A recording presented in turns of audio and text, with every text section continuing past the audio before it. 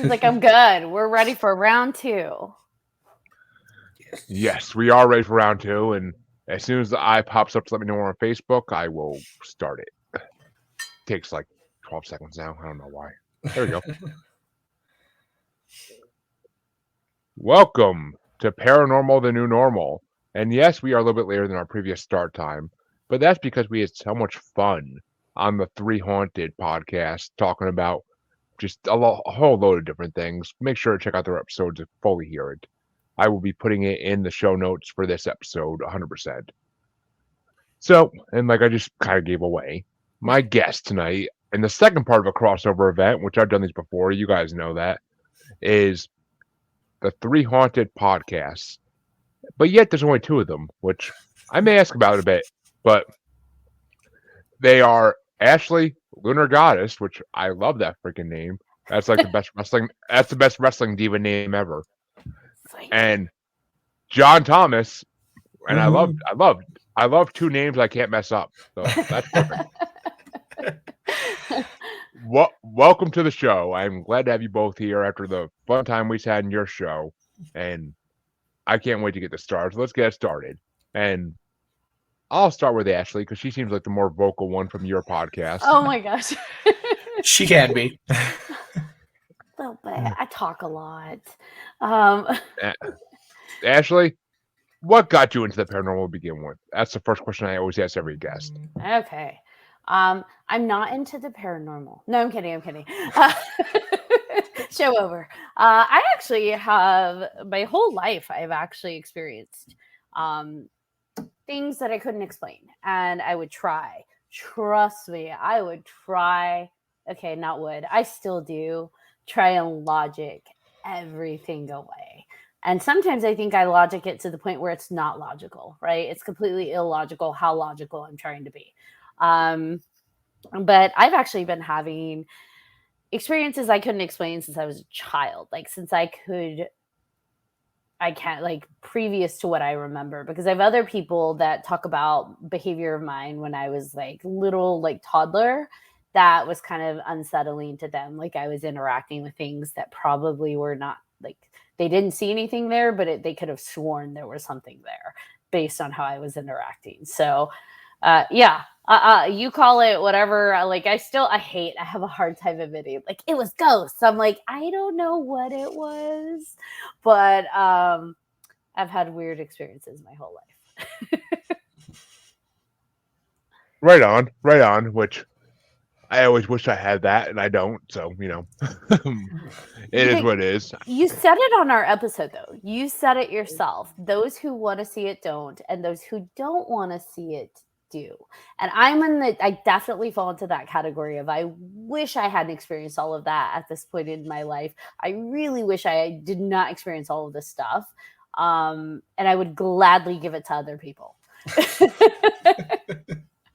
Like you want it? I wish I could rub off on you. Give it to you. Like take it. Transfer it over. Like my family jokingly calls me the ghost magnet. So there's a part of that phrase I want to touch, I'm not going to touch. John. Yes, sir. What about you, sir? What got you into the paranormal?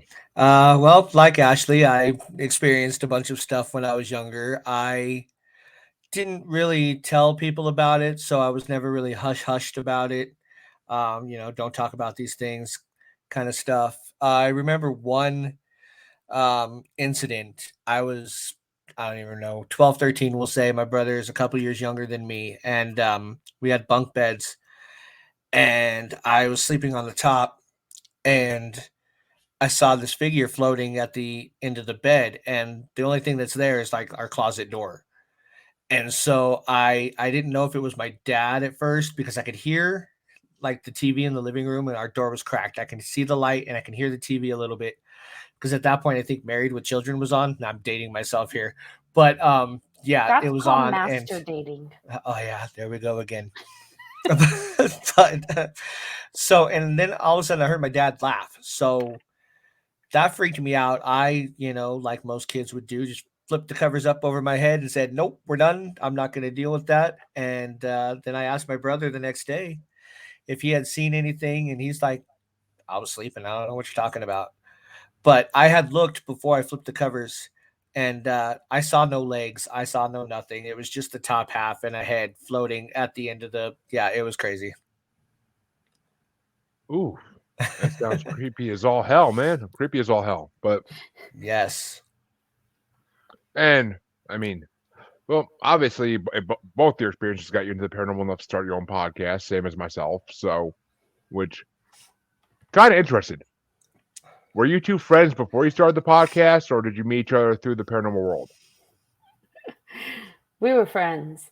So Yes. you said you were going to ask about the 3Haunted. There's two of us. So we actually, there was three of us, and we're all very close. And John Thomas wanted to do something creative with each other.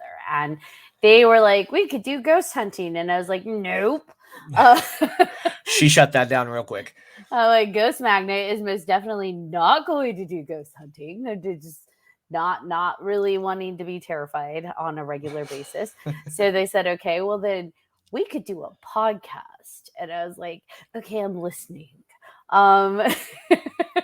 I was more open to a podcast talking about people's experiences, talking about the weird shit, because we do, like, especially people who have experienced things. You talk about it, you gravitate, you find the people that experience it themselves, and you talk about it. And the stuff we talk about is just like, we used to joke because we have a really bad sense of humor.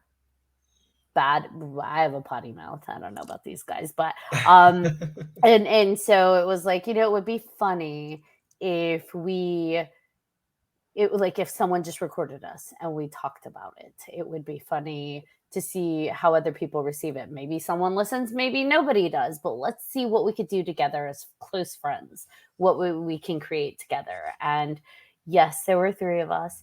One of us got very, very busy with life and work, and so they unfortunately weren't able to continue on, even though they were like, wishing you the best. I just can't. And that is okay. And so John and I kept like, do we keep it going? And it's like, yeah, I love this. This is our baby. This, like, absolutely keep it going. And we figured that by having guests, they're our third.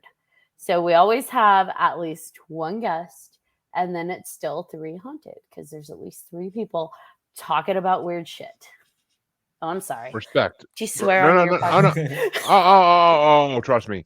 I can mark these episodes as explicit if I have to. I don't care. Okay, awesome.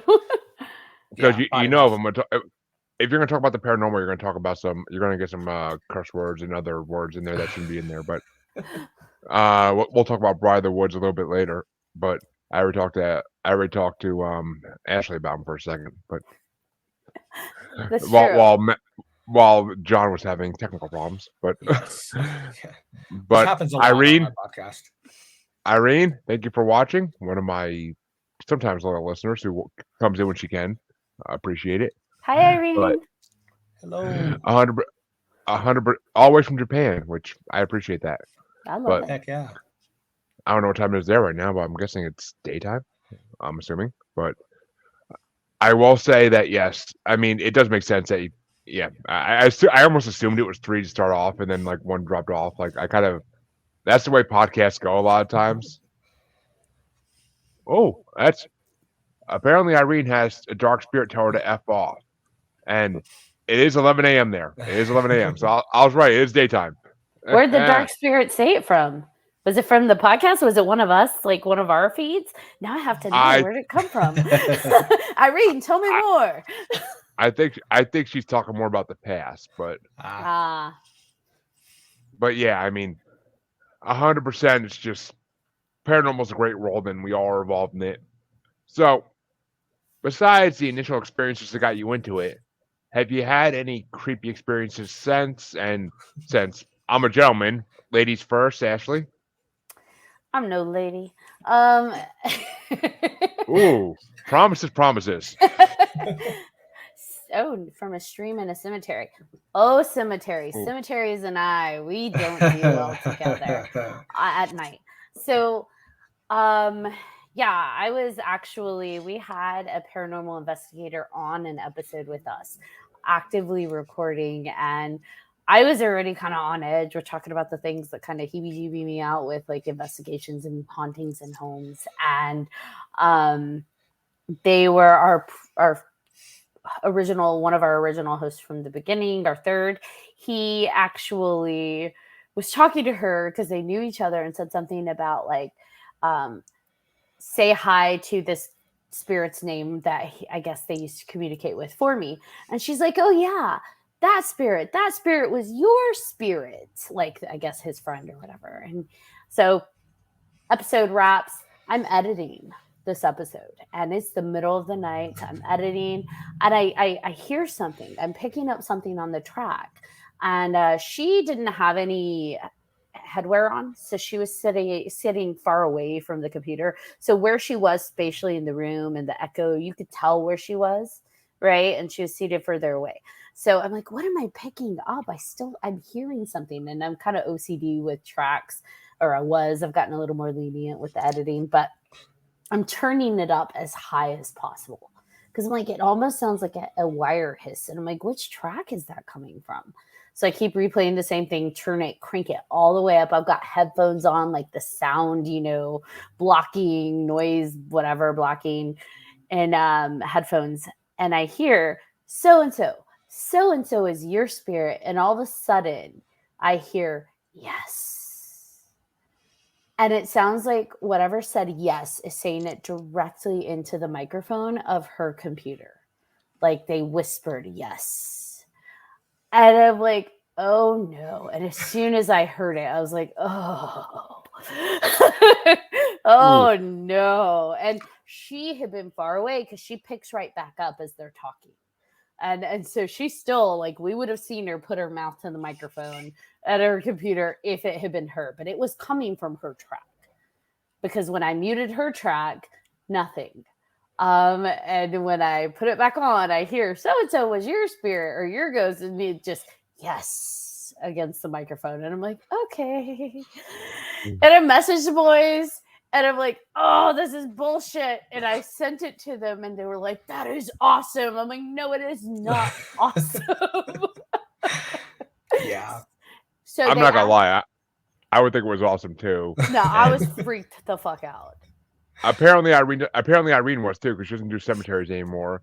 And what's even more creepy, synchronization, my wife is blaring Cemetery Gates by Pantera right now. I like Pantera. There you go. It's one of the few songs of theirs I like, but yeah. Yeah, it was. Yeah, I don't. And then told them, because they're like, are you going to edit that out? And I'm like, oh, hell no, I'm leaving it in. We can ghost it up for the world. If people hear it, they hear it. If they don't, they don't. So fun fact, we have a captured, I think, spirit recording in one of our episodes. I left it in. Yep, season 1.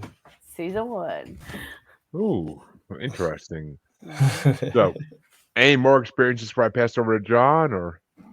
I've got tons, but go, John, go. Volleying it to you. Yeah, I actually joined a paranormal group, and the person that she's talking about was the leader of the group. And so we went to Waverly Hills in Kentucky, and so amazing. Sanitarium? Yes, such an amazing place to investigate. And we were on, I think, the 3rd floor, and we were standing in the middle of the hallway. So we had long hallway to the left, long hallway to the right, and pitch black. We have no phones, no nothing. We're just, trying to see. We can see the moon because the moon's out, and we're watching these spirits, or these like shadow figures, go from the left all the way to the right. So they're playing hide and seek with us. So we'll look left, and then they'll like zip and go to the right. And one of the investigators that I was with, she liked the experiences, but she didn't like the experiences. And so I actually have an EVP recording where we're like talking, and you can tell we're just like going back and forth, looking back and forth. And she's like, I can feel it. It's like really close to me. And I have an EVP that says right behind you. And I played that for her, and she about crapped her pants. I got so many EVPs, and most of them, honestly, was just while we were setting up cameras and everything. just interacting with each other and kind of stuff. They're like, hey, we're here. Pay attention to us. This is what you're here for, So definitely some wild stuff. This is what you're I here mean, for. it's funny because as soon as you said Waverly Hills, I was like, why do I know that name? And then I'm like, oh, Waverly Hills Sanitarium. Yeah. Yes. I've definitely heard about people going ghost hunting there before, and it always seems like a very filled place to find things. I recommend it. I'm trying to get Ashley to go, but I don't think that's ever going to happen. You don't bring a ghost magnet to a place like that. It's gonna Sure you do. See, That's Jonathan. where you get more evidence. See, there's ghost magnets. There's two kind of ghost magnets because I've met multiple, and they're basically either turned on or turned off by ghostly activity. It actually seems like the one turned off by ghostly activity. You got it right.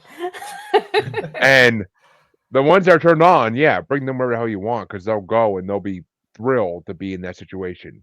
The ones that are turned off, you don't bring anywhere because you're gonna scar them for life if you bring them a place like that. Unless there's sexy demons there. There's sexy demons. I don't think there are and there. I'm not going. I could lie and say there are. I mean, the only sexy demon I've ever heard of is myself. But I mean, besides that, I never heard any. But well, okay, I'll take that back. Maybe Marilyn Manson back in the 90s, but maybe. Ashley's face. Well, apparently she's not a Manson fan. But many women in the 90s thought he was a sexy demon. But nowadays, he looks like your aunt. But other than that, people have different definitions of what they find sexy. That's neither here nor there. Actually, you know what's interesting? So near me, I'm actually in the Bay Area. There's actually the Winchester Mystery House, and they are coming up. They're going to be doing a medium event. Like it's supposed to be like a full channeling medium event being held there for like 25 people. I considered it, but then they're like, you must sign a release to be on camera and do all this stuff. And nope, I'm good.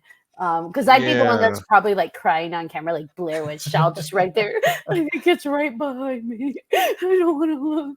Like, nope, I'm good. All over. Yeah. Right? I mean, the Winchester Mystery House. It's on my bucket list. It's on my bucket list too. It's because you can get lost in for days and never get found again, from what I hear. But I mean, the Winchester Mystery have it locked off. You could do tours, and you could buy like extended tours where they take you to other places they don't usually take people. But most of it, they've just like completely blocked off. Because those are the stairs that go to nowhere, where there's just a hole that all the bodies are buried in. Come on, now. The bodies. Let the bodies hit the floor. Oh, I forget her name. I want to say it was Jane or Sarah Winchester, but she was a very, very strange woman, and she had a lot of weird fetishes and ways that, I mean, don't we it all? Was just, well, very few would match with her. Very few. But I mean, there's rumors that house is just basically a murder house, that she would have people come in that came by and they never left again. But because she has, the whole idea of American Horror Story Hotel was kind of based in her house for a while, and another hotel out in California. But it's creepy. I love her because it's Winchester. They gave the idea of supernatural for the name, so I'm all for that. But because I'm a huge Dean and Sam head, but can we talk about like the fact that people are more open to talk about paranormal now? Like back when I was younger, you don't talk about ghosts because you're just automatically marked as like a weirdo. And the whole paranormal investigation thing, you're marked as like a weirdo. You're an outcast. And now it's like super becoming trendy and mainstream, and people are more comfortable talking about it. Like I see my Facebook blowing up And if, like, I Yep. read about, oh my gosh, I think my house is haunted. My kids are talking about seeing this and experiencing that. And I go to look because I scroll back, like a quick scroll, and then I see like ghosts, and I scroll back, up, and it's like, whoa, what group is that in? Because I'm part of so many different groups. It's like, oh, I wonder if it was one of the, podcast groups or the paranormal groups. No, it's like in a mommy club group.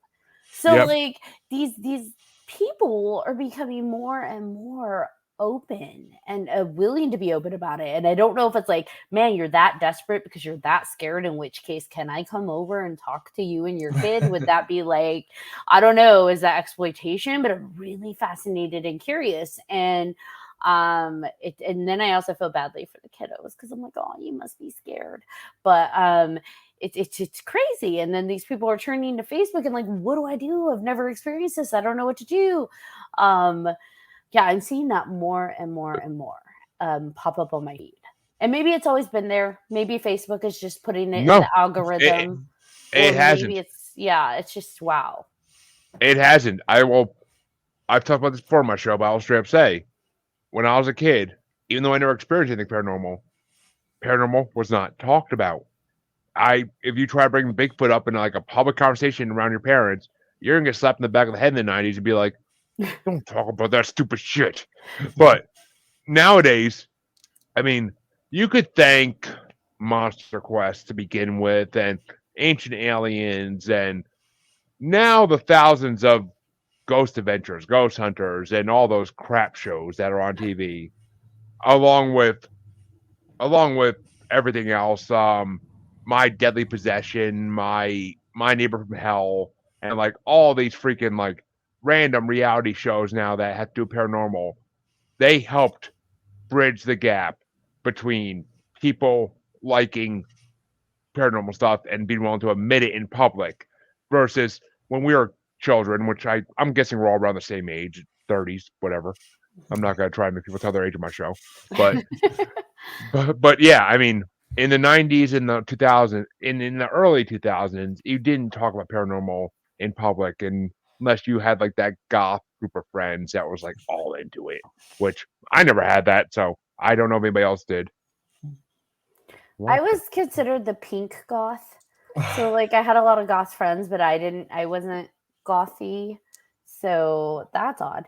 I wasn't very gothy, but my friends, some of them were. Random question. I don't even want to acknowledge it really, but I mean, it's kind of funny, so that's one reason I did. And yeah, dude, calm yourself, or you're getting blocked. Just saying, but 100%. Yeah. But yeah, so have either of you ever had experiences with UFOs or aliens? I'll ask that straight out. You seem like you're both dying to go first.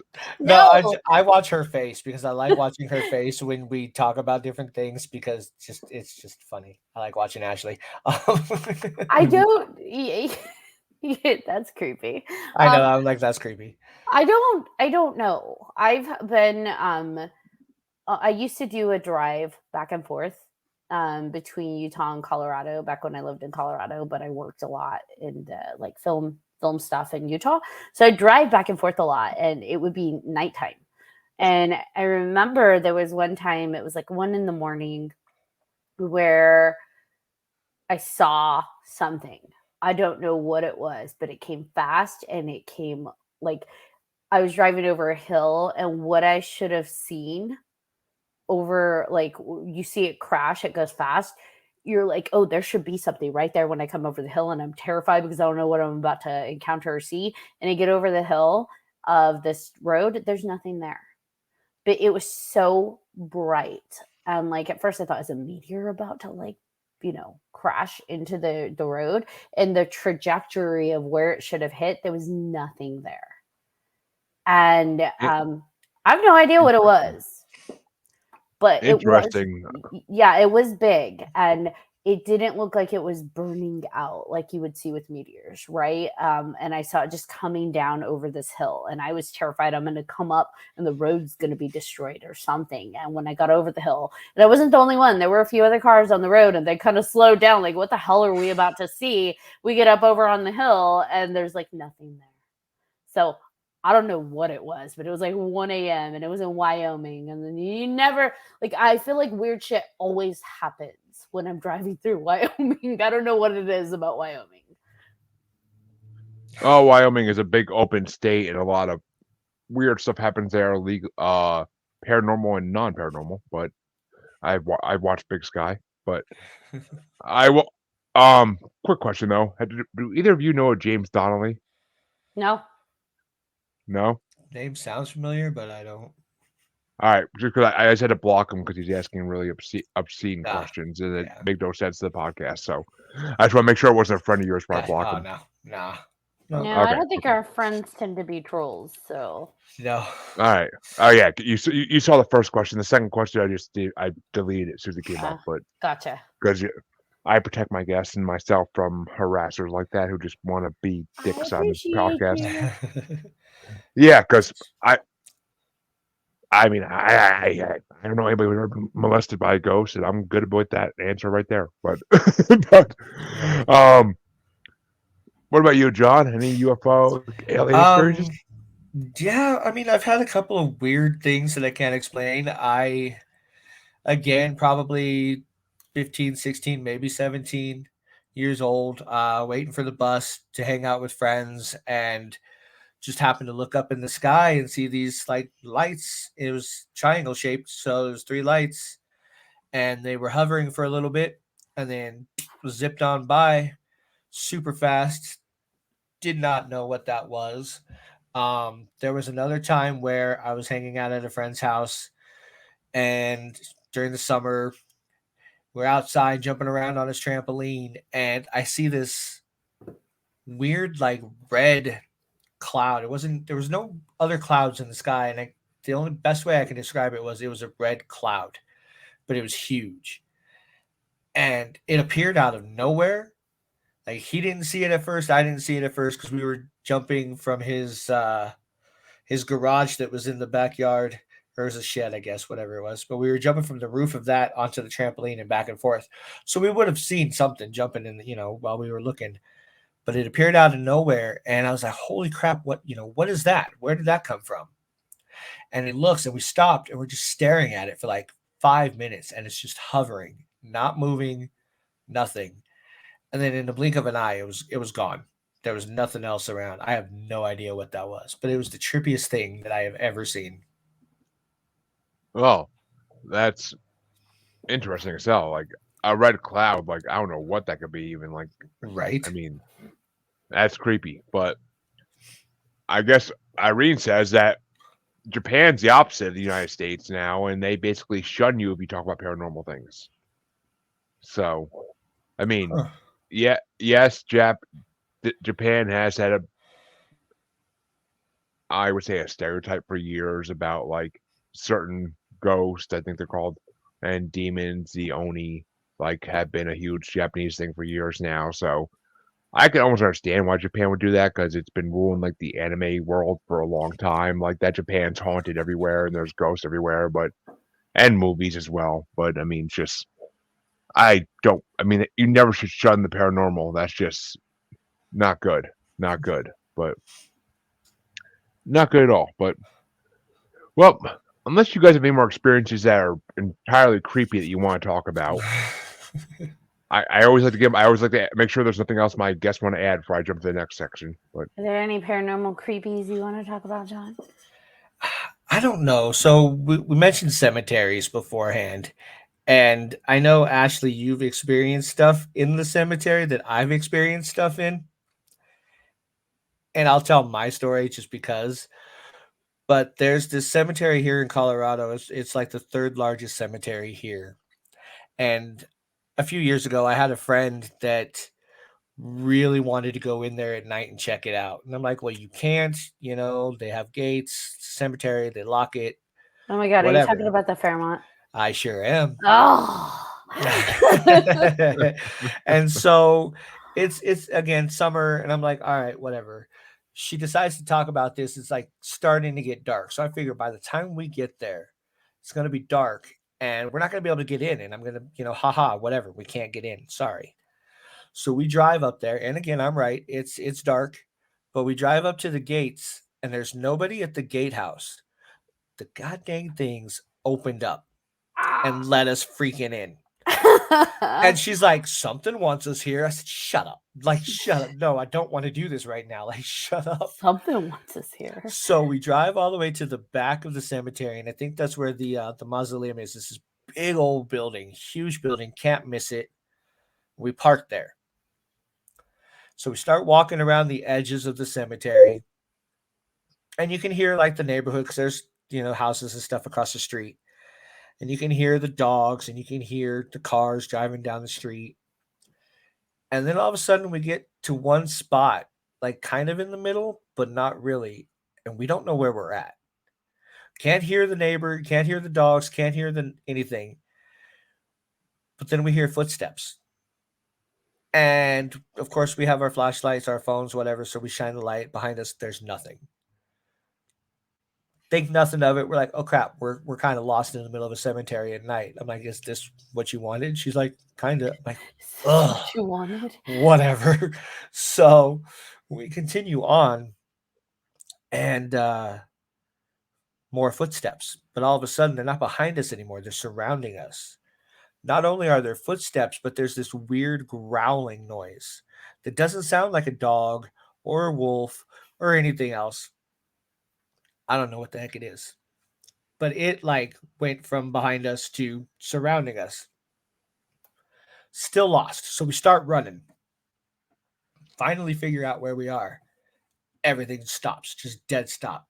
You can hear the normal noise of the cars. You can hear everything else. We found a big building that we couldn't see because I have no idea why. And get to the car, trying to drive out. Got lost again. There's one road in and basically one road out from where we came in, and we couldn't get out. But then all of a sudden we, I don't know, got lucky and we're able to find the gates and hightailed it out of there. Sounds like a thin veil between dimensions, almost kind of like. Yeah, it was some creepy stuff. It sounds like you kind of crossed over for a second there, and I don't know. I mean, that's the only thing I could think about for that is that's a crossover between dimensions or whatnot. Right. And we went back during the day, but we didn't feel anything weird or anything else either. So it was weird. Well, during the day you're less likely too, because these things tend to come out. They only come out at night, as Lordy says. But why? Why do you suppose that is? Well, because I think it's when the veil is thinnest. I think during the day, certain times, yeah. I think during the day, you only could find things that are on Earth, and I don't think there's really anything hanging out in most cemeteries anyway. During the day, I think it's at night when the veil's thin. They go to where they're buried to see who left them things and whatnot. I was gonna say, usually during the day it's kind of dead, but boom. Because I wonder why. I mean, if we think about day and night, right? Like I've been thinking about that. Why things happen more at nighttime? Because it's always day somewhere on the Earth. It's not like the whole Earth is dark. Like there's something scientifically, spatially wise, where there's somewhere daytime on the Earth. And so, what is it about the absence of the sun on a specific area of the Earth that like thins the veil? I've been trying to figure that out. What it is about nighttime. Well, for a while, if you asked me a couple weeks ago, I wouldn't have an answer to this. But I recently had a astrologer on my podcast, on this podcast, and he actually did a full astrological reading for me for the first time I ever had one of those out of my life. And let's just say everything lined up perfectly to who I am. So I was like, holy crap. But because it described me to a T, and I'm like, you could tell that by when I was born and what time of day it was? Like, holy shit. But, I mean, it's just, I think the planets and the alignment of the sun and the moon have a lot more to do with our lives than we ever truly give them credit for. I mean, yeah, it's our human nature. We go to sleep when it's dark out. We wake up when it's light out. Like, for most people, that's human nature. Yeah, there are night owls out there and insomniacs who don't do that, and I don't want to offend them by saying I don't want to offend them by I've never been either, so I can't say, but I don't want to offend them by saying it's not normal. But for most people, it's normal to go sleep when it's light dark out and wake up when it's light out. And I mean, it's been that way forever. Back to when we were farmers with no electricity and we didn't have a way to keep light at night besides like a candle or two. So I think just it always has something to do with that. I mean, even in the original lore of like mythological, like Greece, Rome, Japan, China, Aztecs, all that stuff, the boogeyman comes out at night. All the evil creatures come out at night. That's the way it is in every lore. Vampires, werewolves, which I hate the name of, and everything else. 100%, they come out at night. So nighttime has always been associated with evil, and I don't think it's just for storytelling. I think it just kind of has a history of it. Which, I kind of wonder, this is kind of my philosophy, because I'm going to get a little weird now that I'm kind of listening to you and processing it a little bit. It's time to get weird, John. I wonder. I like weird. Go ahead. I wonder if it's not so much spatially or astrologically or any of that. I wonder if, because we've talked about this in dream episodes, we've talked about this in people's like levels of where they shift. And I often wonder if it happens more at night because our strengths are less strong at night. We're more vulnerable at night. And we are going to a different space within our brain and our energy sensitivities that maybe cause us to vibrate in a different way, so to speak. So then we receive it more. So maybe it's always there. Maybe the ghosts and the demons and the veil is thin always. But maybe, just maybe, when it's nighttime, we feel more vulnerable. We feel more like our survival instincts kick in more. And we're vibrating in a way of fear that even when we don't realize it, right? Because we can't see, we're disarmed. And so maybe other senses, because we can't see, suddenly come in stronger. Kind of like with the absence of one sense we rely on, our eyes, other senses become more sensitive and more on alert. And so we receive those things that are always there a little bit more clear. I don't know. I'm weird. I mean, I'm sure. I mean, Daredevil would agree with you, I'm sure, but I will 100% say that. I mean, it makes sense to some degree, but like, if an underworld being like a demon per se, even though I hate that name, wants to fuck with you, they're not gonna give a shit what time of day it is. They're gonna fuck with you because underworld beings don't care. They are gonna mess with you whenever they can. I mean, nighttime has always been human fear. I mean, it was back when we were cavemen, and you didn't leave the cave at night because that's where the natural wild animals came out that were predators. Was at night. I mean, the saber-toothed tiger came out at night more than during the day to hunt. So, I mean, it's just our natural fear since the beginning of time.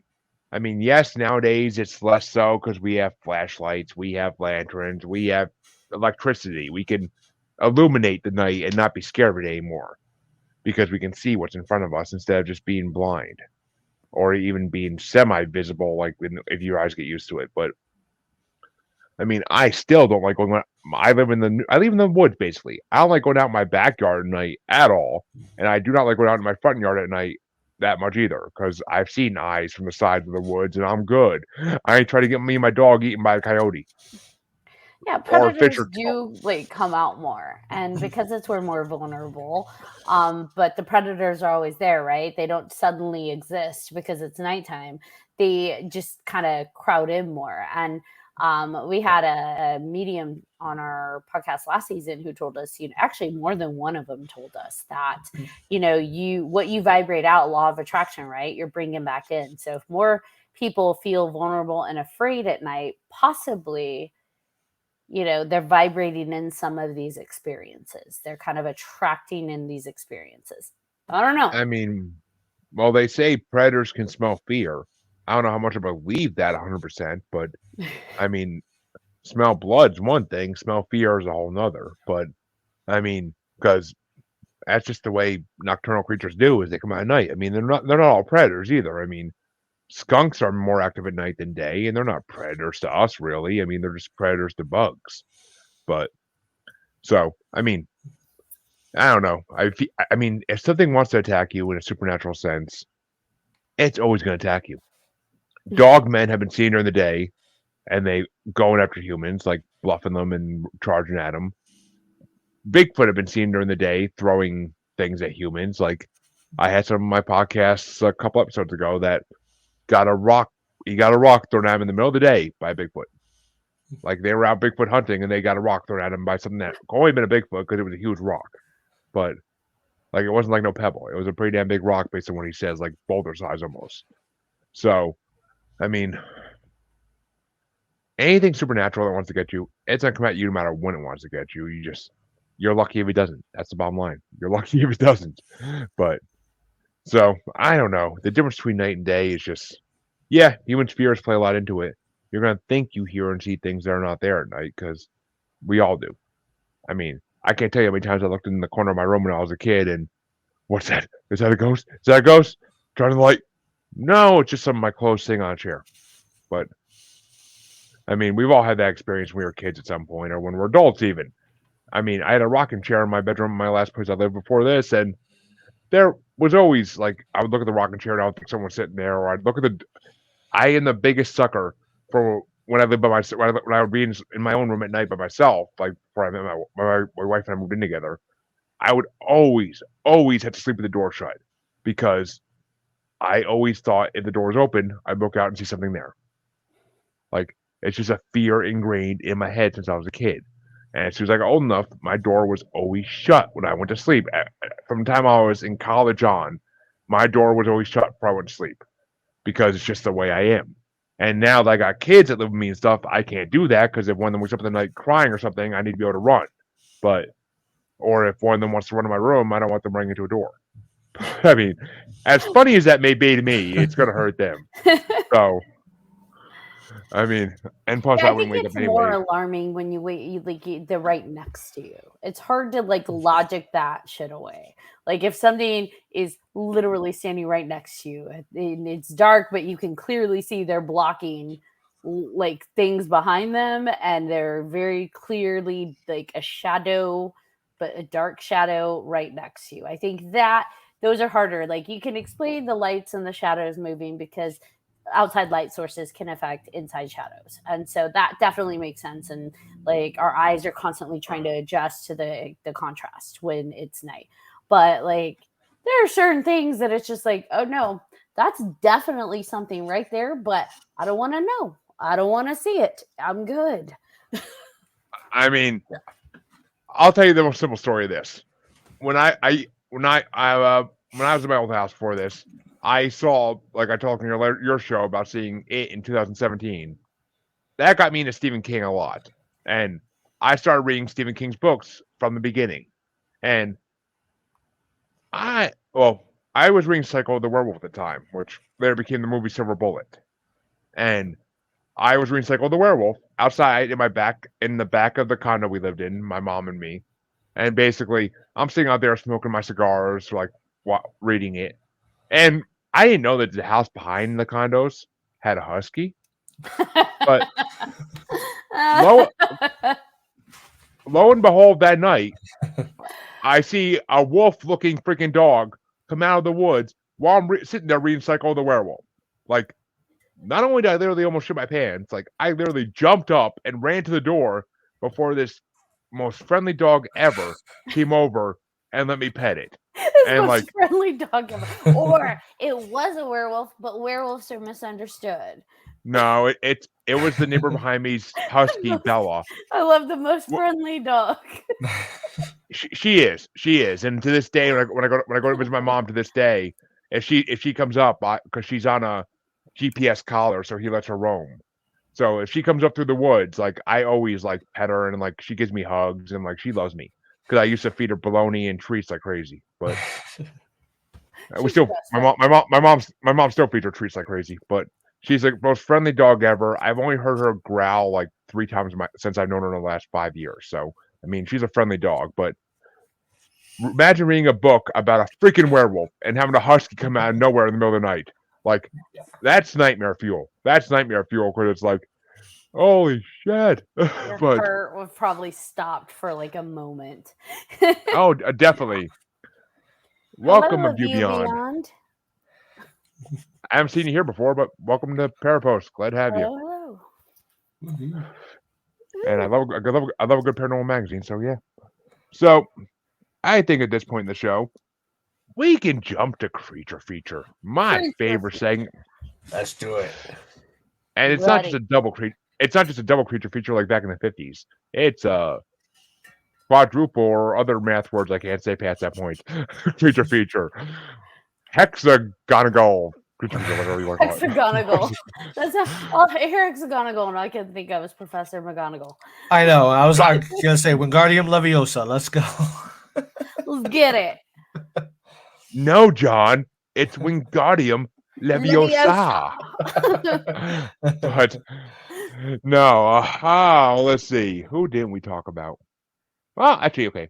I promise I'll bring up 2 different creatures in this show because I always do because they're my 2 favorite cryptids. Okay. So let's jump to Dogman because I love me some Dogman, and I will let you guys start because all my listeners know what I believe, and we'll get to that in a second, I'm sure. But I want to hear what you guys believe about Dogman because I know as podcasters you've had to have heard them, heard stories of them. That's Midwest, right?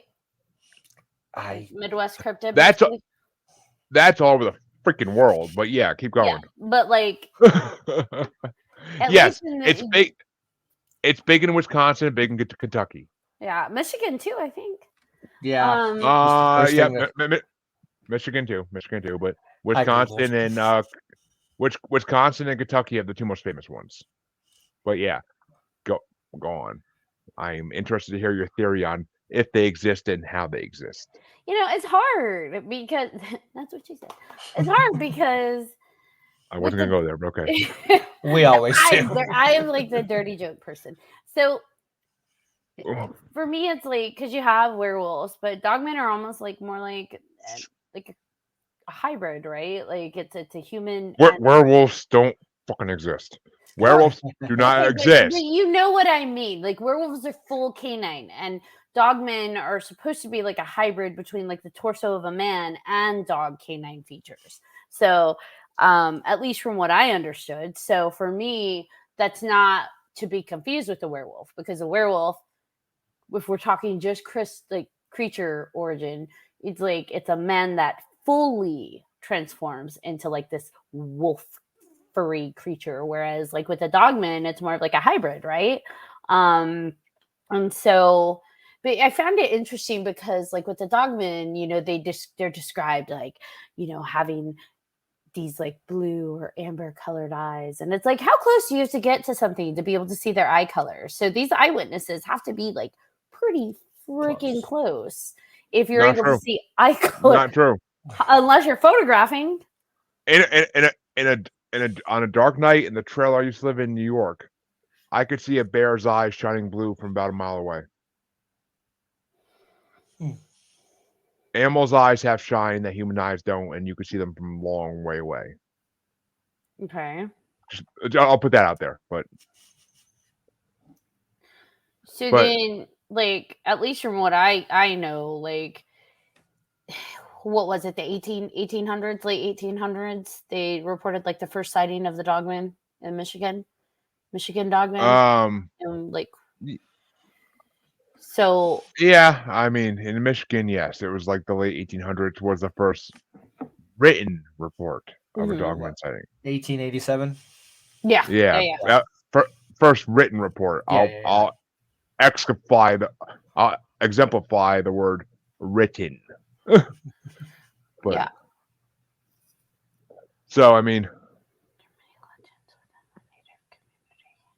that people that were part wolf. So yes, I have a question for that. Beyond paranormal, or I'm sorry, View Beyond.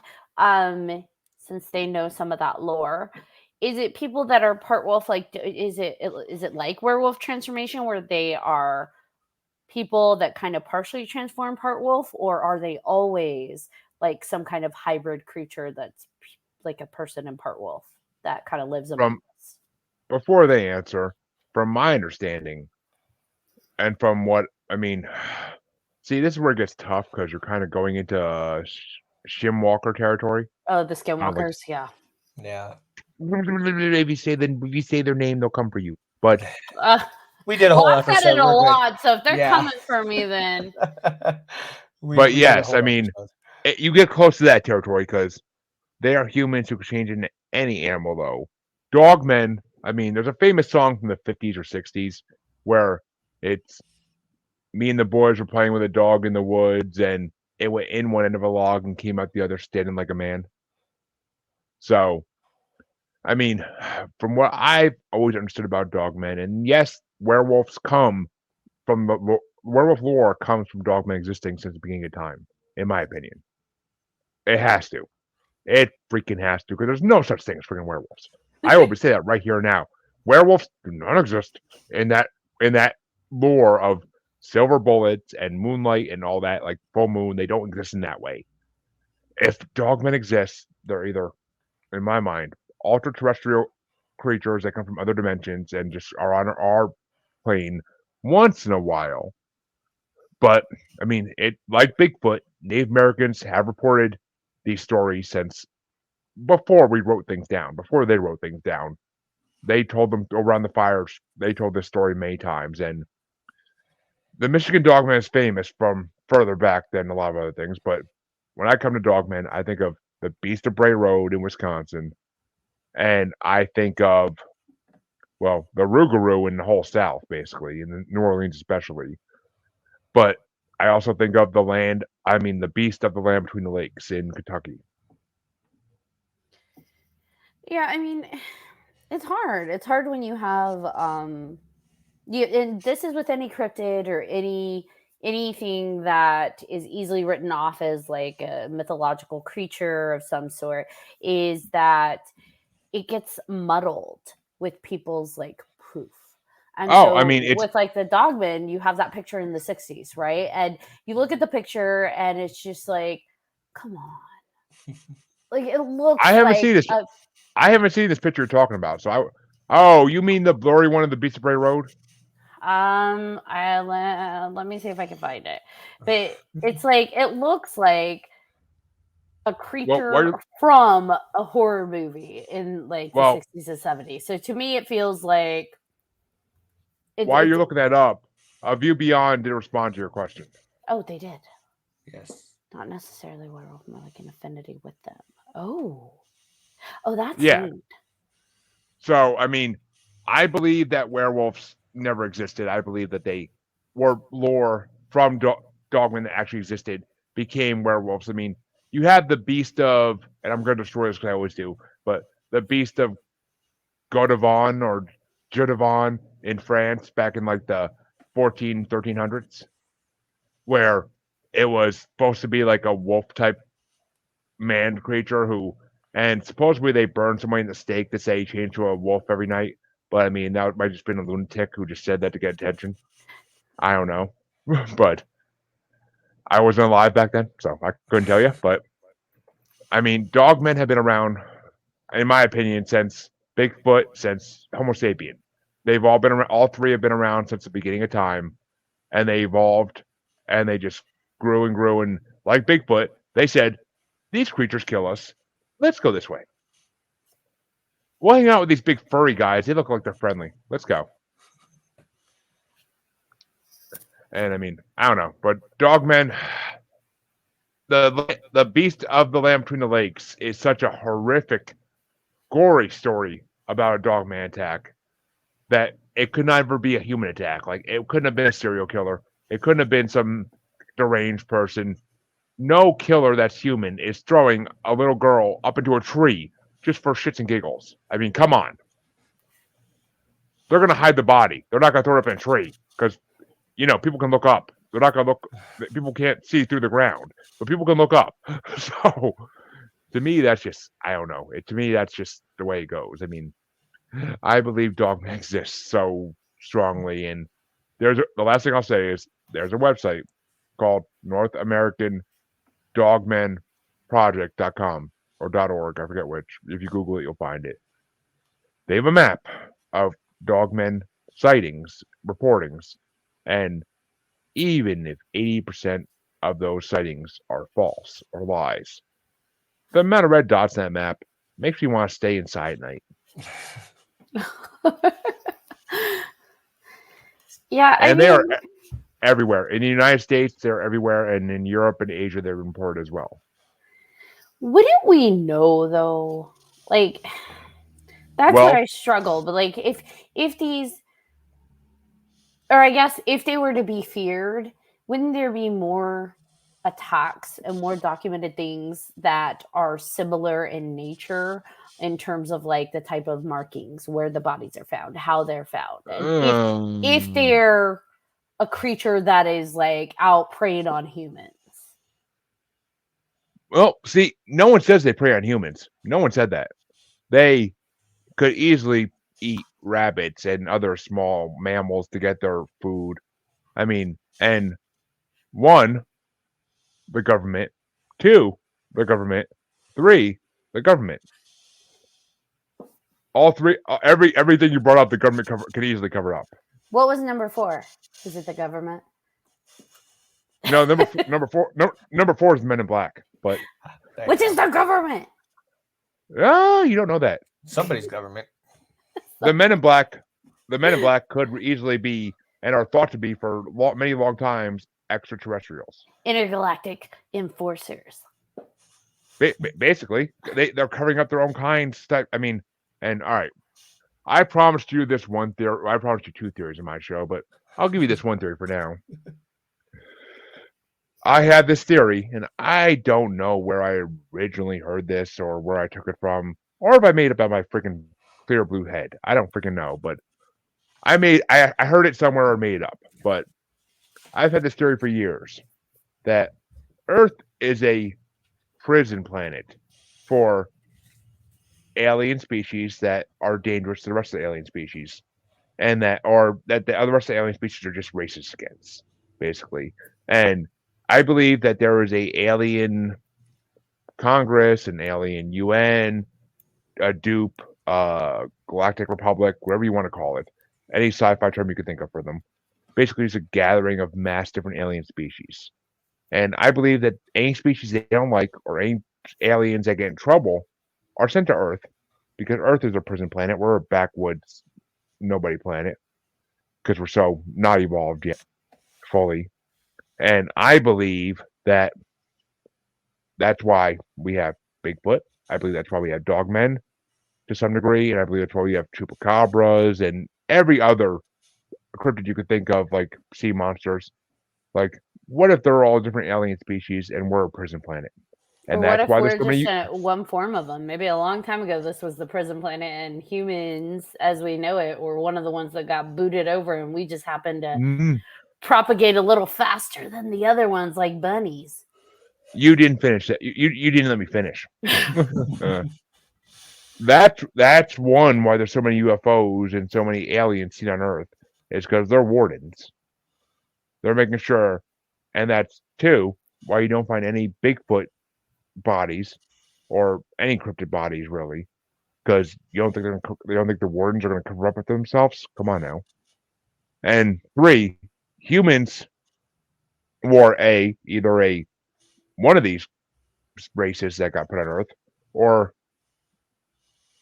3B, we were slaves 3B. Sent here to build. We were slaves sent here to build things for the aliens, such as the pyramids or the Aztec Mayan temples, Machu Picchu. Like, take your pick. For what purpose? We were sent. Well, that's not meant to be known by us yet. That's meant to be known by the overlords. I mean, but if you ask me, Stonehenge from the sky looks like a landing pod. And then there's that Stonehenge that just got revealed in Spain, right? What was that? There's a Stonehenge, I believe, in Spain that like it looks like another Stonehenge. That the water's They're all levels over the world. so low that they're like, boom, look, another Stonehenge. They're all over the world. There's Stonehenges all over the world. We just haven't found them all yet. And they could easily be UFO landing pads or ship landing pads, whatever you want to call them. But so, I mean, that's the one theory I wanted to tell you on my show because it sounds less crazy on my own show if I say it. But because I mean, that's been one of my theories for years that Earth is an alien prison planet. Because it's like they said on South Park. We put all these species on Earth to watch them fight and go at it, just as so we can have a reality show. So, what does it matter if we know though? Because if like Bigfoots and chupacabras and all the different cryptids are being deposited here because they misbehaved for whatever reason, because why does it matter if we know? Because it's like if you tell a kid something that you don't want them to know. If you say like, "Oh, we had like do this so we can take a picture or take a video," they're gonna stop doing it. Like you don't let. It's like it'd be like if at the zoo, and the animals were smart enough for us to say, "Oh yeah, you're our captives." Yeah, think if they're smart enough for that they would last there that much longer? No, they'd be planning to break out pretty damn soon. But we can't break out anywhere. Realistically, the masses cannot break out anywhere. We are not equipped for that. Now, whether there's some hidden government agency that can shuttle off the elite or whatever you believe in, like the masses themselves, you, John, like we cannot just be like, well, I'm leaving this zoo now that I know you guys exist and you're making my planet an alien planet. Like, because think about it. If there's we're cannon fodder. Why would they care about us? Exactly. Why would they care about us enough to hide it? Like, why would they care? Why would they care about us? Why would they care about us enough to tell us? They don't have to tell us. My point is why go through all the trouble of hiding it and burying the secrets and doing things so discreetly if we're just the fodder, if we're just the dumb masses? Why go through all of that? Well, think about it. The Wardens didn't show up in recorded history, at least, until we started playing with nuclear bombs. But we still can't. Nuclear bombs can only do destructive things here. We can't launch it out of our space to some unknown planet when we barely started taking pictures of other planets. Excuse me. If you think there's not at least one country with bombs up on a satellite, you are freaking out of your mind. It still can only go so far. Doesn't need to go that far. What it takes, like physics-wise, to be able to, when it takes so long to reach other planets, like just to photograph the planets, it takes so long.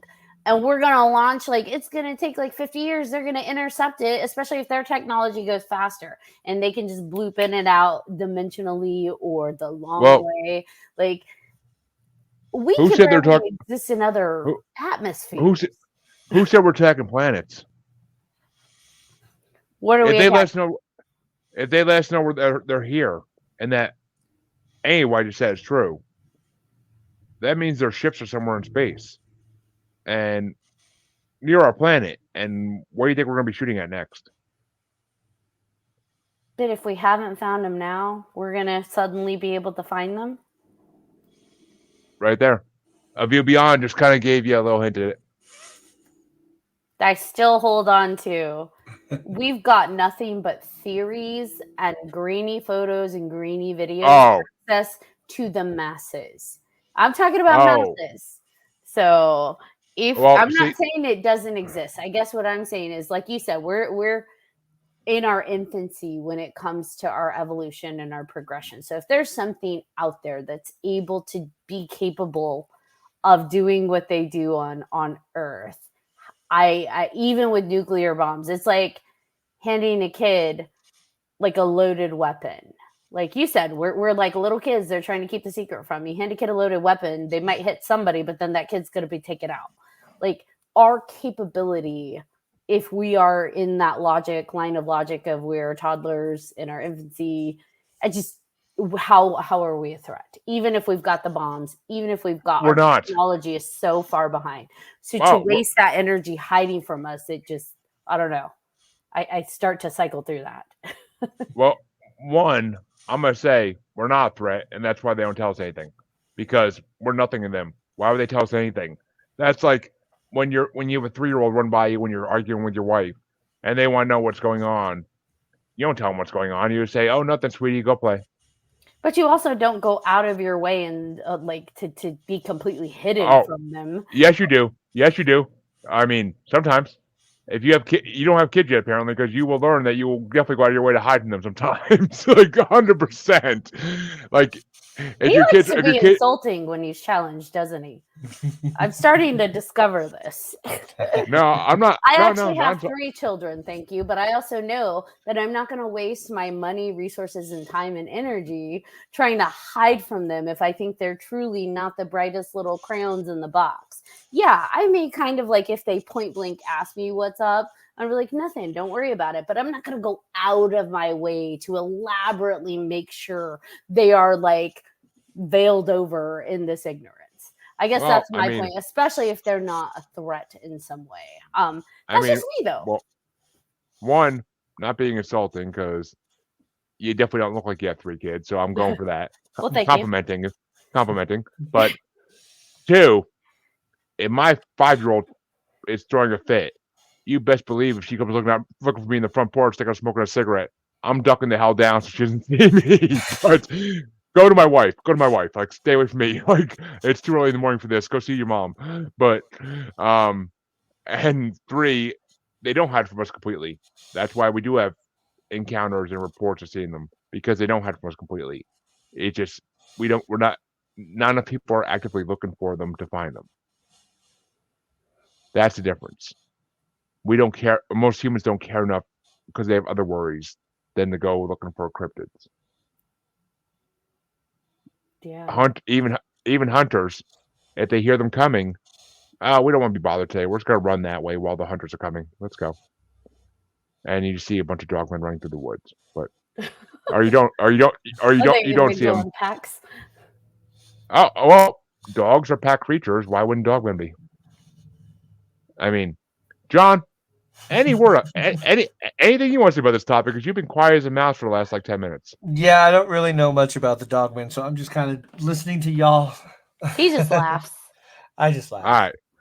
I will say, I do believe that there are creatures out there that we haven't encountered enough to be able to prove they exist, but I do firmly believe there are creatures out there we call cryptids that do exist, that just haven't been put in our scientific canon of species lists, and so therefore they are considered mythological. I think things out there do exist. I do think that there are things out there we don't know, but when we start to get into this idea of like a conspiracy to keep it away from us, that's where I start to like try to like psychology it. And you can't psychology things that aren't human, right? I can't dive into the brain of an alien. I can't dive into the brain of a dogman or a Bigfoot, because that's assuming that they're like us. And that for me, I can't assume that. So I can only go from my existence and try and piece it together, but ultimately I don't know. I'm not an alien, and I'm not a dogman or a Bigfoot, so I don't know why they do what they do. But I'm also not an arrogant human and think that anything is hiding from us out of fear, or anything is hiding from us because they worry what we're going to do with them. I think, if anything, we're the lowest thing on the totem pole. Well, I mean, we also we carry things that they don't, such as guns. That we know of, though. I never heard any story of a Bigfoot coming out of the woods with a fucking AK-47 in its arm. But just saying. And I mean, I don't think they hide from us out of fear.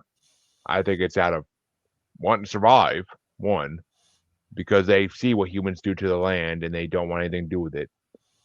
Or 2, just because they don't want anything to do with us. They've been seeing us since the beginning of time. They don't want anything to do with us because they understand we are low creatures who don't understand shit yet, and they want nothing to do with us. Nothing. I mean, I've heard some stories like on Derek Hayes' Monsters Among Us podcast where a man fell out of his tree stand from 20 feet in the air, and he swears, and I've heard this story multiple times by the man on a phone call on that show, and he sounds like he is 100% telling the truth because why would you lie about this? And he swears he was picked up by a female Bigfoot and forced to drink her breast milk while hearing a male Bigfoot in the background making growling noises at her to be like, come on, leave this fool. We need to go. And he swears it's the worst tasting thing he ever tasted in his life. But miraculously, and doctors can't explain it, his broken back healed faster than 5-6 times faster than it ever should have. So Bigfoot's a primate mammal of some sort? Well, that's always been the belief, is that they're mammals. I mean, they're supposed to be just as intelligent as humans, if not more intelligent. I mean, they stay away from humans, so I kind of give them that. But if they're more intelligent of humans, then wouldn't it be within reason to say that they probably then have their own versions of tools and weapons, and maybe not an AK-47 because that's a human thing, but probably their own way of defending themselves versus some primitive way of being? Oh, they don't need it. They're 7 foot tall. They're 500 to 800 pounds, depending on who you talk to. They don't need but don't you level up? They are weapons. But don't you level up to your threat? If the humans are evolving and creating these bombs and these guns, wouldn't you, if you're smarter than the humans, then want to make sure you're able to protect yourself from these bombs and these guns? Well, they also know the humans are not going out looking for them. They also know that we're not, at least most humans are not going out looking for them actively. They know that. I mean, they have to, because we are not in the woods. They stay in the deep woods. They stay in the Olympic Project in Washington. They stay there. They stay in the woods of Canada, in the woods of New York mountains, where no man is really traversing. And think about all the cave systems on the west and east coast of America, right around where all the missing 411 people happen to disappear. So, I mean, it's all kind of coincidental to me, if you ask me. They have plenty of places to hide and to live without people ever bothering them, except for the rare occasion. And the ones that do bother them on rare occasions, maybe they're the missing 411s.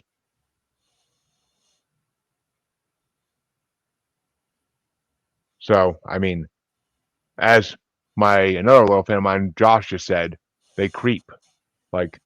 That's why you see them looking out from trees or looking out from bushes. They ain't gonna walk straight up to you and be like, "Hi, I'm Paul." No, they're gonna stand in the edge of the woods and watch you, see what you're doing, and then maybe if they seem like you're trustworthy and they don't want to bother you, then maybe they'll come out and be like look at you a little closer. Or, I mean, I've also heard stories of them looking in people's windows and stuff in the deep woods, but who knows? I don't know these people personally. I can't say if anything they say is true, but that's just, I mean, every story you hear about them from sightings, they're in the woods. You don't ever see them running across a highway or in the middle of Chicago or New York City. You don't hear about seeing them. They know how to hide because they just rather not be bothered with us because they're smarter than us. I mean, I wish I could avoid humans all day, every day, but I can't. Don't want to creep. Because they are a little reluctant, because they're animals, just like us. If I saw something that I didn't really fully trust in my woods, which has happened, I would definitely be creeping at my window like, what are they doing? What are they doing? Why is that thing sniffing over there? 100%. When there was a bear outside my trailer in New York, you think I went outside? Oh, hell no. But I was looking out every window, watching it go along my trailer until it got to my trash and ate my trash, and then watched it walk back in the woods. Because I'm a creep and make sure I know what it's doing. But I ain't going to go try to confront it. Oh, hell no. That was a big brown bear. I ain't going against that thing. I'm a big man, but I can't beat no bear. Barehanded, at least. Aha. But, I mean, so that's my theory. I mean, they exist, but they just avoid humans because they learned over the years it's a better thing to do than try to mess with humans. Because the humans we mess with, they're going to try to hunt us. Josh has a good point.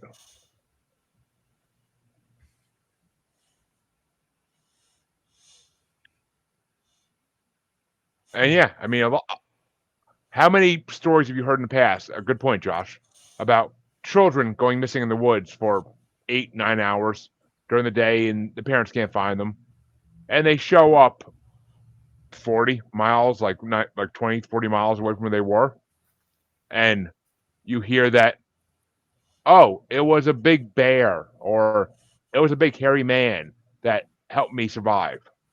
Like sometimes 3 days, 4 days later, the kids will show up and like, it's like, excuse me, a bear helped you? No, a bear would eat you. They wouldn't help you. So, I mean, I most likely in most of those cases, I think it's a Bigfoot because bears aren't going to help children. I mean, maybe sometimes, I don't know. Bears can be friendly under certain circumstances, I've heard, but I mean, what's his name? Grills, what the hell his name is? The guy who lived with Bear bears. Grylls. Yeah, Bear Grylls. I mean, I don't know how the hell I forgot that, but but I mean, so I mean, I don't know, but in those stories even too, it sounds more like a Bigfoot than like a bear, because I don't know how a bear would take care of a child anyway, other than throwing it some fish maybe. But what the hell's a kid gonna do with fish? He's not gonna eat a raw fish. So, who knows? But let's jump to another creature because it's time to jump to my second favorite cryptid, Mokele Umbembe and living dinosaurs.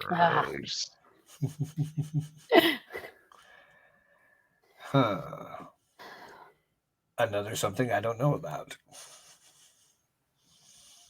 View Beyond has a good point too before we go off. But we know nothing. That's the point. We know nothing because we are human. That's what I keep trying to tell you, though, because you're asserting these very big statements as fact and truth based on theories. But you say it so, but this is how this is, and this is how big feet are, and this is how and they are smarter than humans, and it's like, we don't know that. We are humans, and we only know what we have experienced. You have stories you've heard, you've had pictures you've seen, but have you met a Bigfoot? Have you talked to a Bigfoot? Have you been saved by a Bigfoot? So in the end, there's things that we put together, we piece together, right? That we believe is truth or not truth, but we don't know. I'm Bigfoot. I'm Bigfoot. I'd like to introduce you to the Church of Latter-day Saints. Because you asked if I've been saved by Bigfoot, but I mean, I know. I'm just saying, and that's not me saying Bigfoot doesn't exist. I guess what I'm saying is we have all these encounters that people talk about. We have pictures and recordings of Bigfoot sounds by the Bigfoot Society that people have encountered, and that's not nothing, right? That is exactly, Joshua. That is why these groups exist, so we can find out. But to say these big statements is fact, like this is how big feet are, this is what they are, we don't know that. We can try and piece it together. We can try and work together to figure it out, but we don't know if they are aliens from another planet. We don't know if they were always here and just another species that evolved alongside us. We as humans can't be the only thing that evolved this quickly in 500, 600 years. We can't be the only thing that has evolved that quickly. Maybe they started alongside us or a lot older than us, and they've evolved as quickly, but they decided, man, I'm not going that industrial route.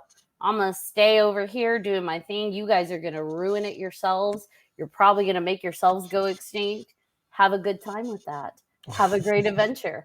But ultimately, we just don't know. We don't know what ghosts and demons and Bigfoot and Chupacabra and all these things are. But we can try. We can try to talk to each other and figure out. But until we talk to a Bigfoot, We don't know. Until we talk to the prison wardens, we don't know. So we're just trying to make our best theories and guesses that we can. Well, one, Josh is looking at me like go like this the whole time because I'm just sitting here waiting. This is like he knows it's coming.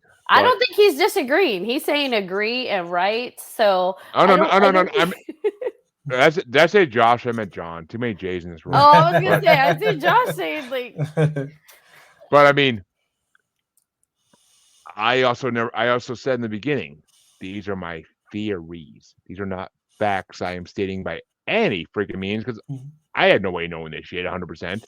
It's just my theories. But I will say this. Same as in prison, the wardens let a lot of anal play go on with the between the other guards and the prisoners. So I mean, I'm just saying. But Ashley's face. But okay, well, she's Joshua, though, we're here to talk about it. We're here to explore. Exactly. That's how we learn. But I think when we are so set in our statements and belief systems as though these they are theories. fact, that ends up kind of stopping the conversation.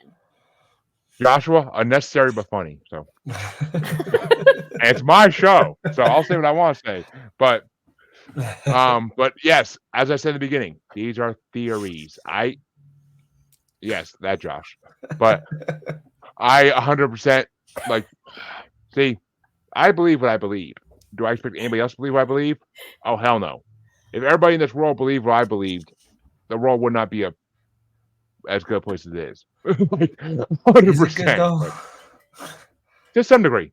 There's good in everybody. I truly believe it. Yes, I agree.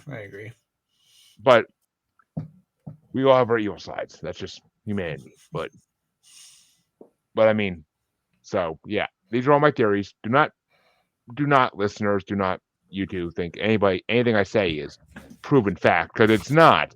If I had proven fact of any of this, trust me, I would let you know.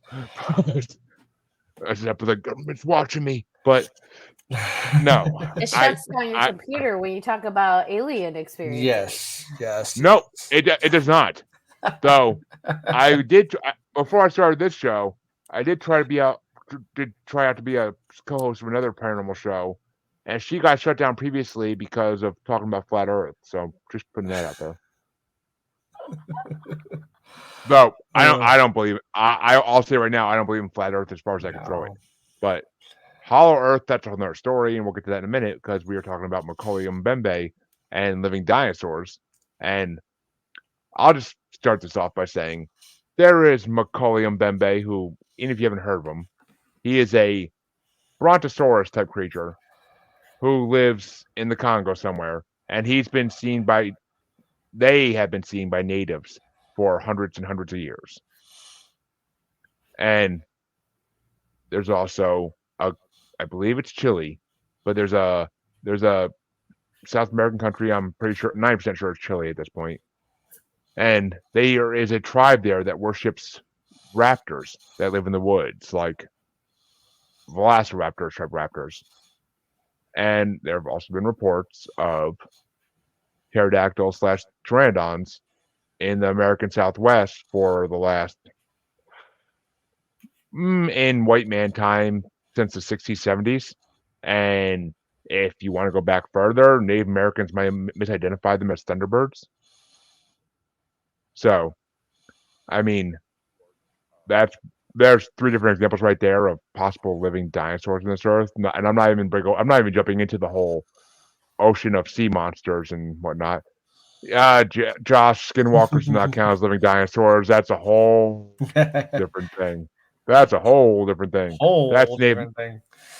Native American curses right there. That's what that is. But so, what is your theory? I mean, I'm not jumping into the Loch Ness or the sea monster side of this because it's just a whole nother topic. But what do you think about the idea of terrestrial on land or in air, I guess, living dinosaurs? Oh, hell, I don't know. I think it's possible. I think the more we get in technology, we're going to find whether it's probable.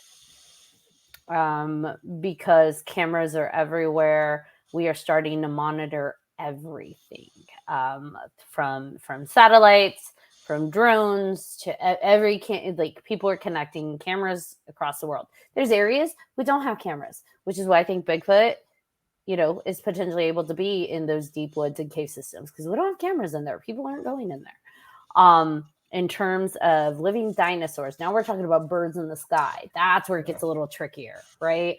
Because we do have things monitoring the air. So then the question becomes, if there are living dinosaurs, specifically the birds in the sky, how are they able to exist under the radar?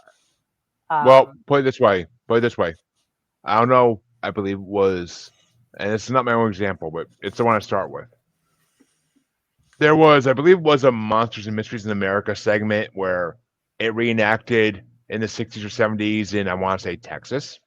7-8-year-old boy getting picked up from his front yard by a pterodactyl and carried about 4 or 5 houses down the road while the father and the neighbors shot at it.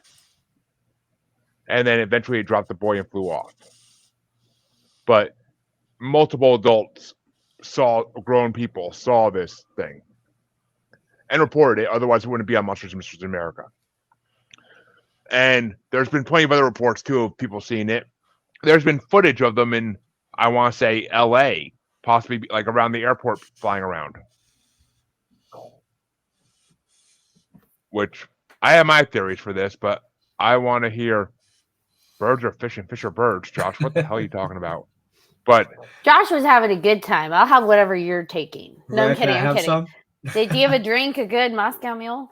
I'll take it. I mean, I'm like on my 5th long drink, but still, I mean, but I mean, Josh, and yes, we do have living dinosaurs such as alligators and whatnot, and Komodo dragons and all that stuff. We know Birds. that birds. Yeah, that's. I mean, I have chickens in my yard, and they look like freaking dinosaurs when they walk. I will say that. Absolutely. But they look like velociraptors when they walk. I swear to God, without arms. Oh yeah, when you sit there and watch them enough, they definitely do for sure. I agree with you on that. I mean, just the way they walk, it like reminds me of watching Blue in Jurassic World. But but do you believe that they're? I mean, because we're talking about the Congo, we're talking about the Amazon, like. Okay, but you said LA, so where do they live? Caves. With the Bigfoot. Well, no. Well, who knows? Maybe Bigfoots are like the Fred Flintstones now. They have the pterodactyls as pets. For sure. But they're pterodactyls. I mean, loose. I don't, because I think they live in the desert. When Bigfoot do live in the desert, I mean, they call them. Me and Derek were just talking about this. In the Oso Borrego Triangle, they call them something else. They call them like not sandmen, but like there's another name for them. But yeah, I mean, there are plenty of caves in the West Coast, in the desert especially, where these things could live and live deep enough in caves where they never get found by humans, or humans walk right past them when they're exploring caves. I mean, they could be sleeping during the day and humans walk right past them like bats. Like, who knows? But I mean, they've been seen multiple times. It wasn't just on a TV show. They've been seen a lot of times in the West Coast, especially in Southwest. And they've also been seen other places as well, like around the world. So, I mean, it's whatever I just want to hear what you believe. I don't expect you to agree with me. I mean, you agree with me or disagree with me, it's not going to make a difference to me. I just want to hear what you believe. That's the thing, though. I don't know what to believe. And at the end of the day, just because I haven't experienced it, I'm not going to discredit it, like, because I'm just in a circle in like a very big world and a very big universe. I've just got a little circle of perception, and my perception, is my reality. But at the same token, just because I haven't experienced something doesn't mean it doesn't exist. And so with that said, could living dinosaurs be real? Absolutely. But how to conceptualize that, the where, the how, stuff like that, that's where I'm curious. I'm not even like trying to disprove it. I'm curious. Wow, that could be really cool. That could be cool if that is existing, if like living dinosaurs still exist, because that would mean that they're older, right? Their lineage is older than us. And so then it's like, oh man, that's cool. But where did they come from? How did they not die? during, you know, whatever massive extinction occurred. And now that they're still present, sweet, but how and where and what? And those kind of Well, things start to cycle through my brain. I will say, this is when the hollow earth theory comes into play a little bit, is when people start saying, how did they exist for so long? I mean, we've all seen Kong vs. Godzilla, and we all understand the basics of the hollow earth theory because of those movies. But the hollow earth theory has been around a lot longer than those movies have. And what if the earth is, I mean, we know the earth is hollow to some degree because the eastern cave system from like Pennsylvania all the way down to Georgia, Florida, it all connects at some point. Maybe humans can't get through it all, but there's other things that could. And supposedly, back in the day, Native Americans used to take spiritual treks through all the caves from one end of the country to the other, or what we call a country. They didn't call it a country, obviously, but they used to walk from one end of the cave to the other. Like that was their spiritual trek. So, yeah, I mean, tunnel systems exist even in our newer, I say new loosely in the grand scheme of the Earth's age, even in our newer existence of where we are now, evolution wise, people are hella obsessed with tunnel systems, and being underground, connecting things beneath the earth versus above the earth. And so, yeah, that's absolutely possible and a thing. And I mean, John knows, I think that in a lot of these older tunnel systems, there probably are creatures that exist there that have never seen the light of day. I mean, we hear about it where they discover new creatures all the time. Like there's that creature they discovered in caves that has evolved with 0 eyes. Like there are no eyes on its face because it doesn't need the eyes, because it developed and evolved and exists in caves where it doesn't need it. And so it's like, yeah, it is possible. They're living dinosaurs. And it is possible that they're big feet and chupacabras and stuff like that. My curiosity is, what does it mean if they do exist? Like, let's say they are real, they do exist, we prove it. What does that mean? What does that look like then? well, Is it better that we don't prove they exist for their sake? Like, it is. what It does is. it look like? For the idea of living dinosaurs, I 100% believe it's better if we don't prove, because we've all seen how Jurassic Park turns out. We've all seen it, and I mean, getting the DNA from freaking mosquito and amber is one thing. Getting it from an actual living source would be hell, and there are too many rich billionaires in this world that would want to take advantage of that. I 100% agree. But I mean, it's funny though, because Macaulay Mbembe in the African language that it comes from, it's somewhere in the Congo. I always forget where the hell it's from, but it actually means it who blocks the river. So they actually named this thing because it blocks the flow of the river. Which, to name anything that, it has to be pretty damn big, because hippos don't block the flow of the river, rhinos don't block the flow of the river. Like, none of these things block the flow of the river. So if they're going to name a creature after that, it has to be pretty freaking big. And a brontosaurus or something similar to that would be very about accurate. And there's stories of white men when they first got down there showing a book of animals to the natives and showing them a hippo. No, that's not it. That's not it. Showing them other animals that could be. Nope. And then they happen to see another book laying there about dinosaurs, and they flip through it and they're like, that's it. And like, they're like, a brontosaurus? And they're like, yeah. And like, all the white people are like amazed, like, they died out millions of years ago. What are you talking about? Well, we've seen him. We see him on like a weekly basis. He comes out, eats, and goes back in the river. Like, and supposedly he's famous for killing hippos too. Just saying. I mean, crocodiles can too, but I don't know. See, I was kind of, well, depending, but I was thinking, like, if they did exist, maybe they got smaller. Like, I know you're talking about like big brontosaurus, but maybe they got smaller so they can adapt into these smaller spaces. And I kind of agree with you on the hollow earth thing, but I still think maybe, my opinion, just they got smaller. So I they can believe that still too. could exist. So, yeah. I mean, a brontosaurus, back from what we believed it looked like, would not just block a river. It would block like A lot. 5 miles around the 5 miles around the river if it sat down. But Right. so I mean, getting smaller. I agree with that, and we've all seen the videos online that are supposed to be of baby like velociraptors and stuff like on a beach, and like not just Jurassic Park 2, but like actual We've all seen actual videos that, or what's supposed to be actual videos of like little dinosaurs running along a beach, and like on an island somewhere, and like it's not literally not the footage from Jurassic Park 2. It's like supposed to be real, but I don't know how much I believe any video I see online, because you just can't believe any video you see online nowadays. Right. It's just it's sad, but you can't. So, I mean, I feel like, why couldn't they exist? You know what? Maybe a couple of them decide to hide in some caves or decide to hide underwater when the meteor strike or whatever happened when the dinosaurs died out, and maybe they survived because of that, or maybe they were in caves or deep underground. Like, who knows? Like, that's when the Hollow Earth theory truly comes into effect, because maybe they were in the Hollow Earth when that happened. And this is the last thing I will say, and people always love this. If Antarctica, they only allow about 100, 200 people up to Antarctica at a time, and only if they're scientists doing research.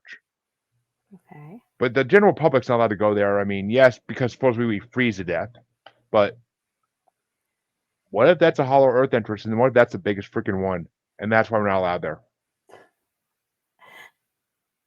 Think about it. How are they getting out? How are the dinosaurs getting out then? If that's the Who's to say? Well, put it this way. I had someone else on my show tell me that they've heard stories of woolly mammoths being seen in Siberia, in like northern Russia, near like where the frozen tundra. So okay, but we're not the only ones with technology.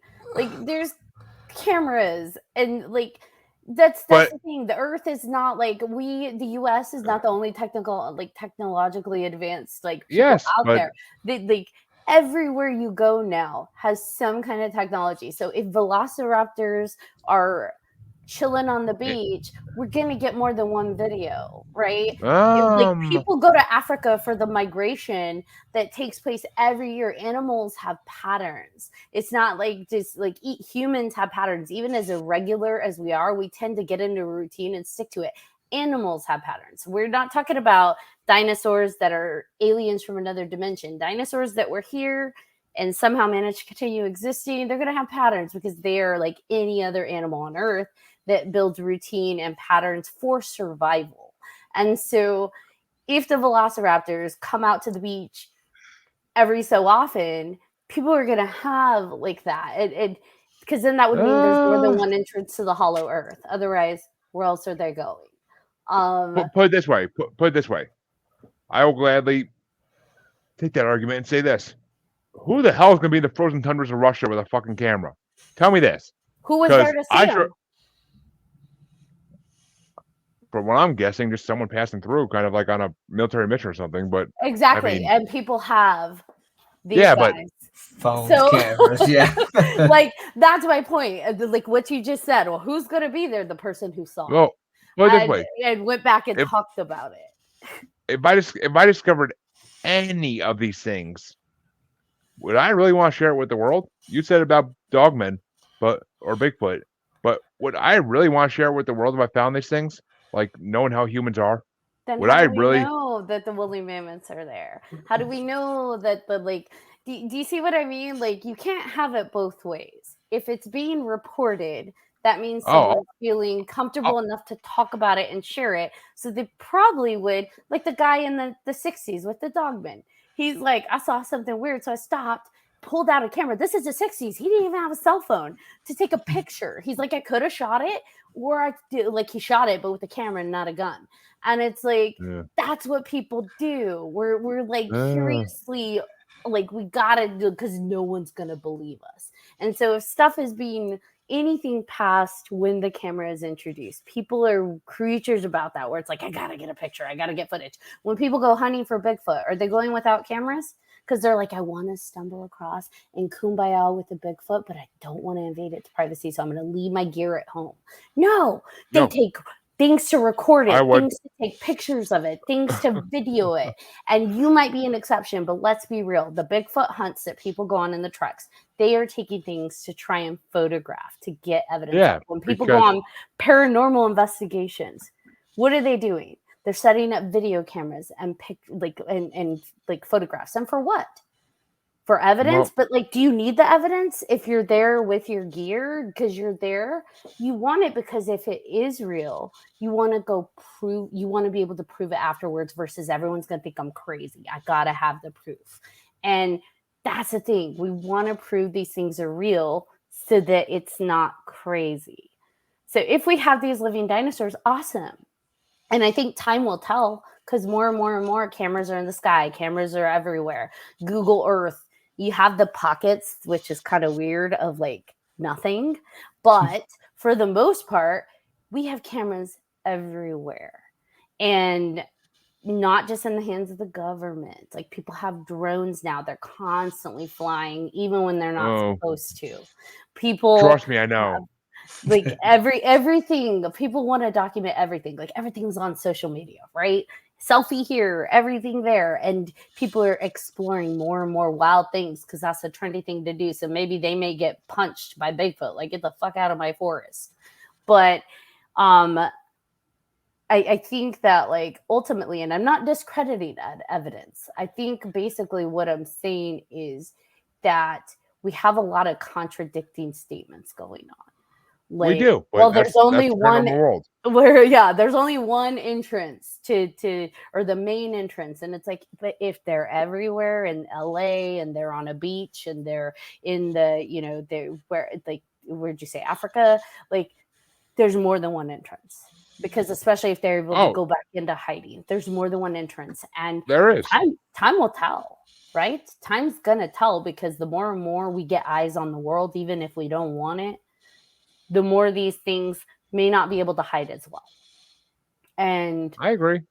Yeah, and so I think time will tell. And do I think like dinosaurs could exist? Sure. And you know why? Because once upon a time we were floating amoebas in the earth when it was just an ocean. And we got out of there and evolved into different creatures. So could dinosaurs still exist? Absolutely. Because their DNA continued on. Do I think that there's a dinosaur on Earth right now that existed 50,000 years ago and has got like hella life longevity? No. I think you have baby dinosaur that came from great ancient line of dinosaurs that line just continued to evolve. That's my thought anyways, but that's just because of lifespan and the way animals work. I mean, I agree. I feel like Macaulay Membe is not just one. I feel like it has to be a family. And I feel like it has to be, maybe they are big. Because you know what? The last places cameras are ever going to get to is the middle of the Congo and the middle of the fucking Amazon and Chile. Like, that's the last place cameras will ever get to. Because there are still tribes out there, or people that we have not met, that have not interacted with humans or never seen a white man or other human. They still exist. They're just deep in the woods where no one goes in the Amazon and the Congo because we have no reason to go that far because the government also protects their local governments also protect them. Like they met their government at some point maybe and said like, we don't want to be disturbed. And the local government was like, okay, we're good with that. Go back to your area. Which government are we talking about? Protects their people. South American, African. I mean, there are governments out there that will protect the people from being bothered. I mean, I think I read a official report like a year or two ago that said there's still 23 tribes out there that prefer to be untouched by modern man, that they don't want any technology. They just want to be living their primitive ways still. A lot of them are on little small islands in like the Pacific and the Indian Ocean, but they exist out there as well. So if they can exist out there, who's to say what else exists out there we can't see yet? And yes, cameras are everywhere and satellites are everywhere, but you look in a jungle from a satellite, you see trees. You ain't seeing shit else. Not yet, but I mean, with technology advancing and everything else, they're going to get in there. Will we see it in our lifetime? No. In the kids' lifetime? Probably not. Maybe their kids, but Who knows? I don't know. Technology has advanced so fast, and it just seems to be like hyperspeed jumping that I think it's possible. Maybe at the end of ours, but I think definitely in our kids. No, I don't think in our kids even, because put it this He way: is just like the a world. naysayer. If it's not his theory, he like shuts it down fast. Not true. I do agree. I mean, I picked up a lot of these theories from people I talked to on this show, and like they influence me. But I mean, the way I see it is, the world has bigger things to worry about than if these creatures exist, So and that's government, what the government. you said things that mix together, and I'd like to, before we go too far off track, governments in Africa and South America do not protect their tribes. They exploit them. That's very like I understand the tribes that hide so far in that people just haven't gotten to them, but the governments absolutely do not protect those tribes. That's why we've seen corrupt governments fall and people asking like for help because their lands are being taken from them and capitalized off of, and resources that should be theirs. Like I just watched a documentary on Africa where tribes that have zero, like they don't even have running water, have to pay for food because their government won't allow them to hunt because they save it for other people to come in and pay to hunt. And so it's like, do governments protect these tribes that want to be off the grid? No, I completely disagree, because we see time and time again on the news these tribes being exploited and pushed off their land, and all of the resources, as soon as it's like that resource can be like exported out, taken away from them and cut down. I think they're allowed to stay in places where they can't exist when it's not a resource. But we see that even in our own government, right? Like people once land is discovered to be like good for whatever crop or sourcing, then it's like, okay, well, you got to get off of that. It's ours now because we can make money off of it. And so I don't think that these tribes are off grid because they're being protected. I think it's just they haven't been explored yet. Their land hasn't been found to be worth being in. Well, that's not necessarily true in every case, though. I mean, you just said Africa and South America, two very big countries known for their governments hurting their tribes and their yes, not protecting their people.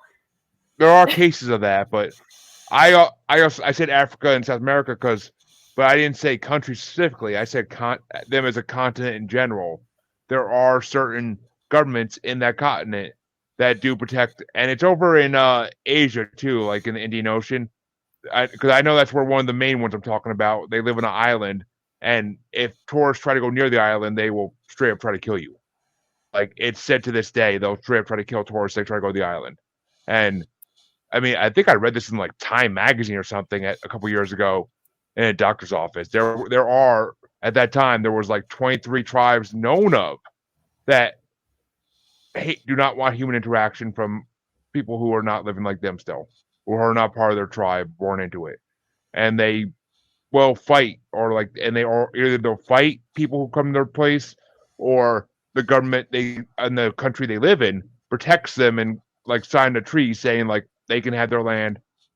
Yeah, that's okay. Thank you. A View Beyond said it. Sentinel Island. That's the one I'm talking about. That's the island. That's the one I'm talking about. I couldn't think of the name, but being the X-Men fan I am, I should have saw that. But I remember seeing something about that, and I think you were right. I think it was in Time magazine, because I remember seeing something about that, and I don't read Time magazine at all. Them, though. That's not true. They don't protect them. They have banned their citizens because they're violent. So, but that's not the same thing as protecting them. They ban their citizens from going there and interacting with them and trading with them. It's illegal, but that's not the same thing as protecting the island because they want to protect the tribe.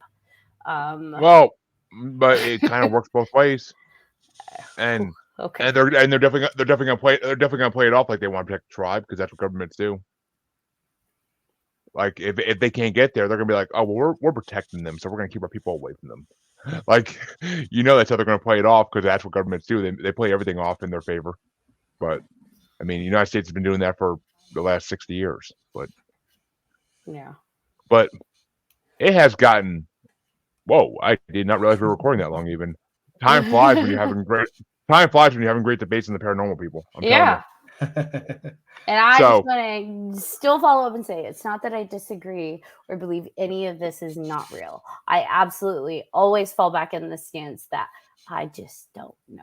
But it is fun to talk about. Yeah, I'm not saying I know shit either. I mean, ask my wife. I don't know shit, but I know nothing. 100%. I asked my wife; she'll agree with you. But I know nothing about nothing. That's where I fall back on. I know plenty about TV shows and movies. Beyond that, I know nothing. So I will say I know everything about nothing. So. You are very smart about nothing. Absolutely. Wait, what? Okay. You so just sound like the one female from What We Do in the Shadows. But I thank the two of you for coming on this show so much. It was a great crossover, and I honestly can't wait for people to hear this episode. This episode is going to be bomb. And I probably pissed a lot of listeners off. Right. Nope. We have had 4 steady watchers for the last hour or so. Wow. Good job. And none of them have dropped off because of anything we said. Unless someone replaced them right away. So, which is a possibility, but a low one at this time of night in the East Coast. I mean, the rest of the world, I don't know. I mean, it's 11 a.m. in Japan apparently, so actually probably noon now. But yeah. So, where can they find your show? Where can they find everything about you guys if they want to find more? Let the listeners know. We are on Spotify, Apple. We are on YouTube even with just our audio for now. We're on every major podcast. Anything. Actually, even minor ones. We're on everywhere you can find podcasts. Yes. And the name again is 3Haunted. It's 3Haunted Podcasts, even though there's only 2 of them. And it's the number 3 yes. Haunted, all one word. So no space, 3Haunted Podcasts. And, I like to think of it that between the ghost that lurks and his background and random visits we always have 3. We just don't always know it. Exactly. I like to consider the ghost in our logo is our 3rd. Little ghostie's our 3rd all the time. So, and if you like horror cons and comic cons and all those things this year and on, we're going to start making appearances at those. Might be doing some live streaming from a few of them. So it's a fun time with 300 Podcasts. We love to talk about all the things.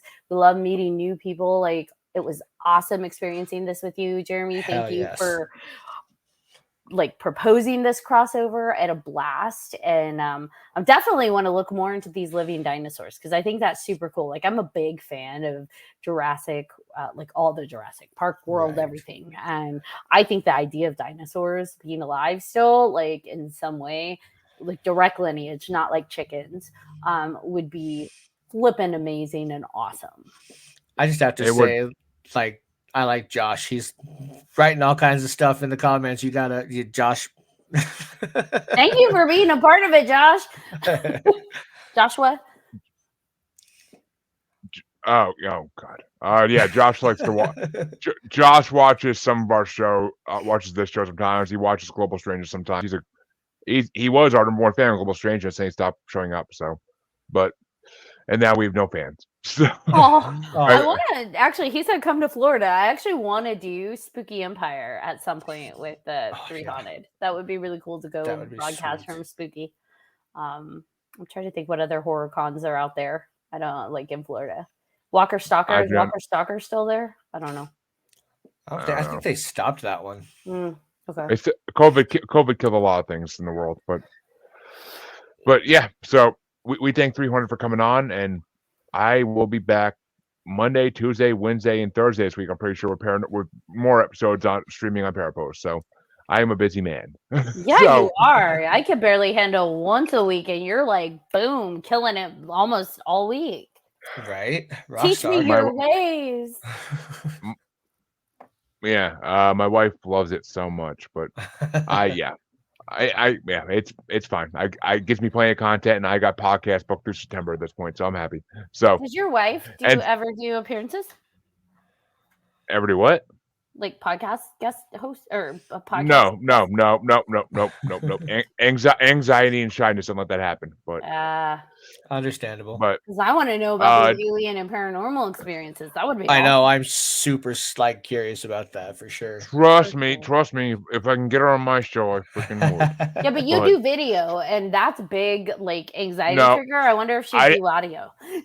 I didn't used to. I used to do Zoom recordings, but I never actually used the audio. I mean the video. Yeah. I never used the video. So, and I used to. So, and Josh, you don't have to apologize, buddy. It's okay. I understand. Work is work. You can't always be there to watch podcasts. Work sucks, man. Luckily, I work from home now, so I work on my podcast a lot of the day. So, yay!